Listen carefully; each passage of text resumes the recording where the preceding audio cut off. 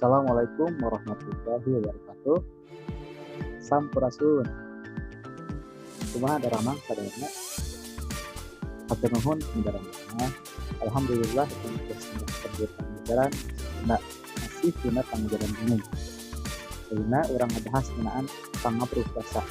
Asal usul ngaran hiji pertemanan. Tapi acana orang adu asa sarangan malah mandar pengajaran orang ayeuna kenging hikmah sang rahmat ya Allah Subhanahu wa taala. A'udzubillahi minasyaitonir rajim. Bismillahirrahmanirrahim. Allahumma aftah lana hikmataka wansur alaina rahmataka ya dzal jalali wal ikram. Amin. Wallahilah pulang-pulang syukuran Allah Subhanahu wa taala syukur urbat mangkena yang sadayana masih biasa dipangkin deui dina pengajaran bahasa Sunda masih biasa diajar kesenangan sok sanaos masih daring. Dan ulah mirangan semangat urang kanggo nutuh atau napi nuntut orang.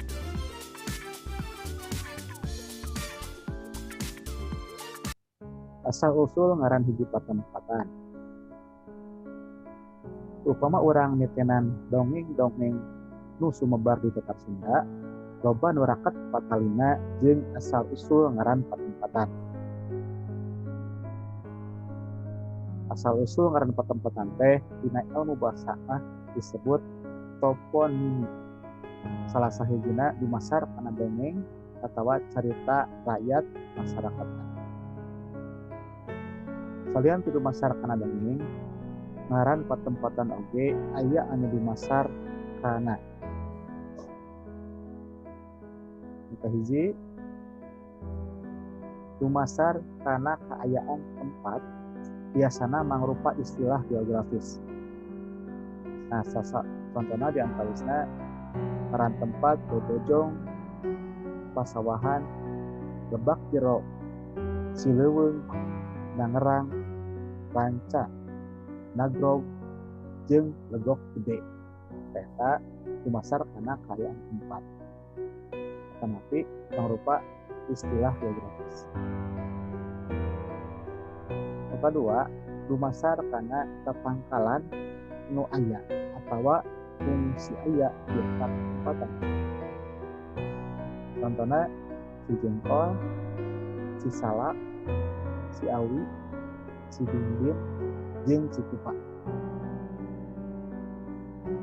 Tempat dulu dumasar kana sasatoan anu aya atawa fungsi aya di eta tempat. Contohnya si kalong, si kuya, si buaya, jeung si kidang. Keopat, dumasar kana barang anu aya atawa fungsi aya di eta tempat.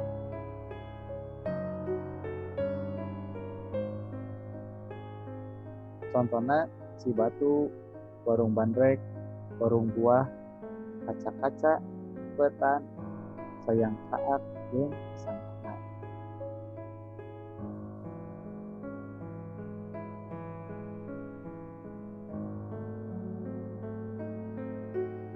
Kelima, dumasar kana cai anu aya di eta tempat.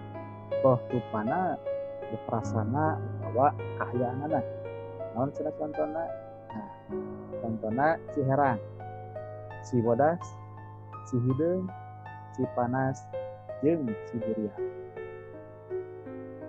Ari nu kagenep dumasar kana kejadian anu fungsi aya di eta tempat. Tetapi peristiwa bahasa Indonesia. Contohna si kudapate, dago Jawa, jeung pancanara. Nomor 7, dumasar kebiasaan anu aya atawa fungsi aya di eta tempat. Nah, contoh nama ieu pamayanan, parakan, pangaduan kuda, jeung pamundayat. Ari nu kadalapan eta dumasar kana ngaran jelema anu aya fungsi aya di eta tempat atawa ngalaman hiji kejadian di eta tempat. Biasana ieu sok disebat atau mesti nyebatan nami tokoh. Contohnya Pagarsi, Naripan, Tamblong, Haji Gopur, jeung Ranggan.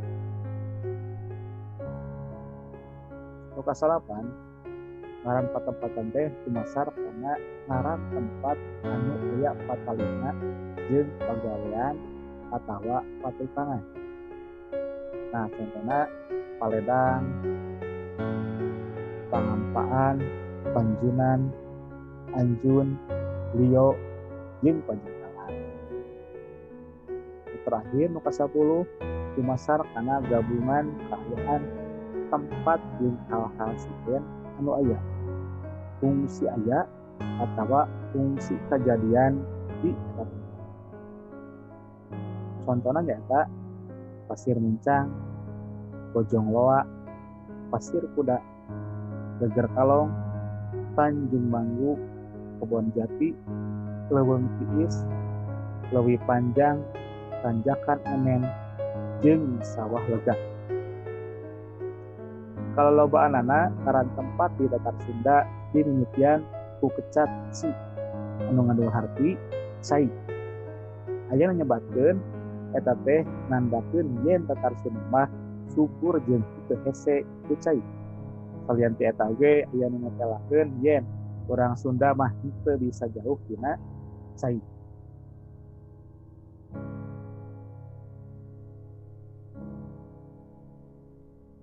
Nah, sakitu panginten materi yang diberikan.